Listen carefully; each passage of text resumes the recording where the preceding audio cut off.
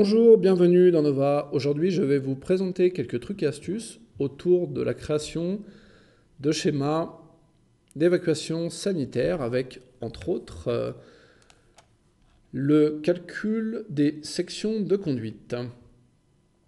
À la manière d'une recette de cuisine, je vais vous présenter les ingrédients de base, disons. Pour commencer, je vais créer un dessin modèle. Dans ce dessin modèle, je vais appeler la fonction grille via le menu contextuel. Je vais cocher les cases utiliser, afficher. Je vais pouvoir définir un point zéro, un pas, etc. La grille, ça consiste à donner une contrainte sur le placement ou le déplacement des éléments. En fonction du vécu utilisateur, c'est assez subjectif, on va pouvoir mettre à profit cette contrainte. C'est notamment particulièrement pertinent dans le cadre d'un schéma. Ou bien on va vivre ça comme manière plutôt négative, comme une contrainte justement. Donc ça dépend un petit peu des utilisateurs, mais dans la mesure où, pour le schéma que vous voyez affiché à l'écran, la grille a été utilisée, je me suis dit que ce serait dommage de ne pas au moins évoquer la fonction. Donc je vous montre rapidement. L'idée, c'est bien entendu de pouvoir aligner des objets de manière informelle et simple entre eux. Voilà pour ce premier point. Je vais désactiver la grille avant de passer au second point qui va concerner l'affichage des appareils sanitaires. Prenons via le menu sanitaire par exemple un lavabo. Par défaut, c'est la vue de dessus qui est proposée en termes d'affichage. Je vais aller dans le deuxième onglet de la fenêtre des propriétés qui est l'onglet plutôt orienté affichage DAO. Et ici, pour la propriété affichage, je vais aller choisir schéma. Je vais activer l'option avec surface de remplissage, choisir par exemple 50% de transparence pour obtenir quelque chose dans le style de ce que vous voyez affiché à l'écran. C'est bien entendu une proposition, pas une obligation. Poursuivons avec la fonction que vous allez pouvoir trouver soit dans les bibliothèques sanitaires, soit ici, schéma d'étage, qui va reprendre de manière dynamique, de manière automatique, les paramètres liés à vos bâtiments, à vos étages de projet et que vous pouvez utiliser à tout moment pour n'importe quel schéma. Voilà. Je vais maintenant vous évoquer quelques paramétrages relatifs aux conduites de schéma. Pour commencer, moi je ne suis pas trop fan des pièces en T pour les schémas, c'est pas très joli, ça apporte pas grand chose. Donc je vais les désactiver. De la même manière, j'aime bien interrompre les conduites lorsque les conduites verticales et horizontales se croisent, par exemple. Donc on va voir tout ça. On va se rendre via le menu contextuel du dessin dans les propriétés du dessin. On va développer le groupe de fonctions affichage. Tout en bas, on va développer le sous-groupe de fonctions conduite filaire. On va, pour le type d'affichage des embranchements, choisir non. Et pour l'interruption, par exemple, verticalement avant horizontalement.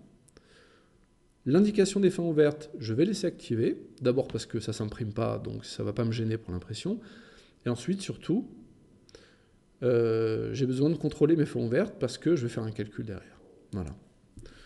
Donc, je vais juste vous illustrer rapidement, en vous prenant une conduite, la signification de l'interruption. Voilà, tout simplement. C'est ceci. Voilà.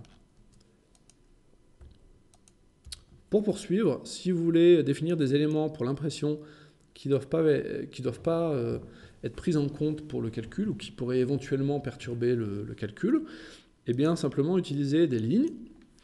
Jusque-là, rien de surprenant. Par contre, je vais vous montrer une petite astuce. Vous pouvez affecter un médium, par exemple OUZ, à une ligne en utilisant via le deuxième onglet de la fenêtre des propriétés, la propriété affectation de médium.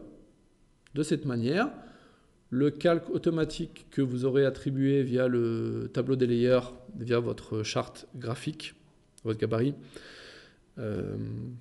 donc le calque automatique que vous aurez attribué au médium OUZ arrivera automatiquement pour les éléments de ligne en question. Voilà. Pour poursuivre, je vais vous montrer un exemple d'illustration des macros, donc un classique Nova. Disons qu'on a un motif qui va se répéter pour plusieurs projets. Par exemple, on est dans le cadre d'un projet de logement et on souhaiterait utiliser ce groupe d'objets dans le futur. Donc on va, une fois qu'on l'a placé une fois, on va enregistrer ce groupe d'objets via la fonction fichier enregistrer un dessin partiel. Une fois qu'on a appelé la fonction, on va définir le point de base et enregistrer notre fichier sur le réseau local. Voilà.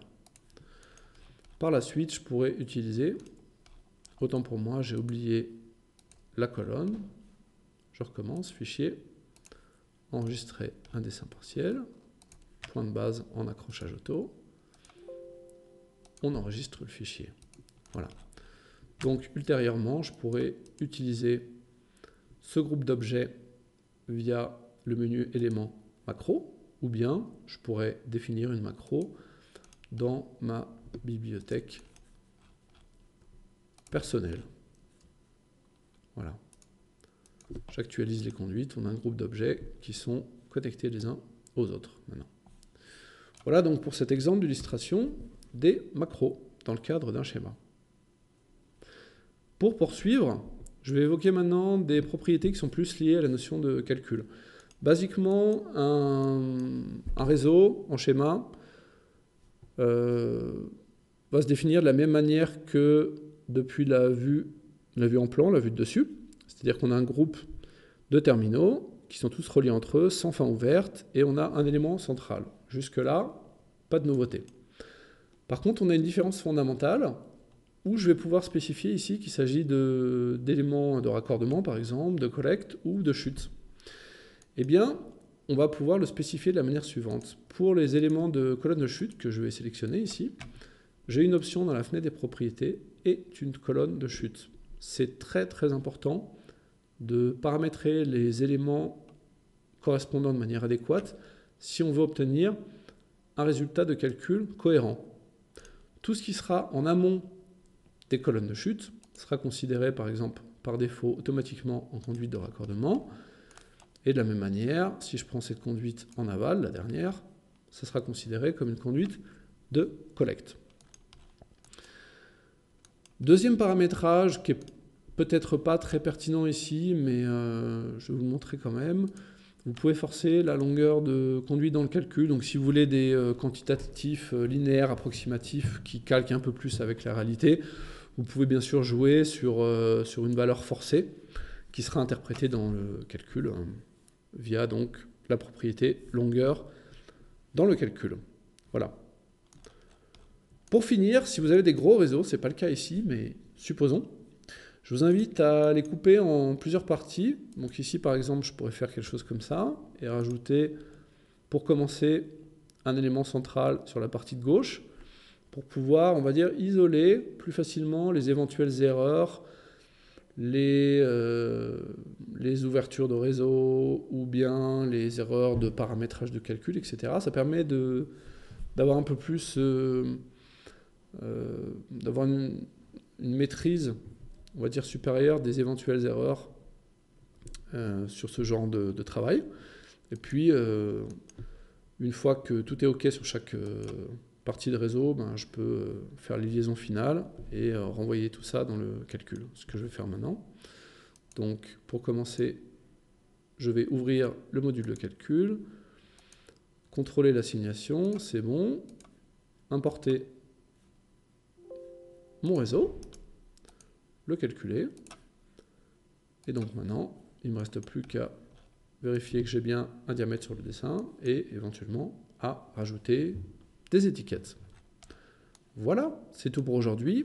À très bientôt.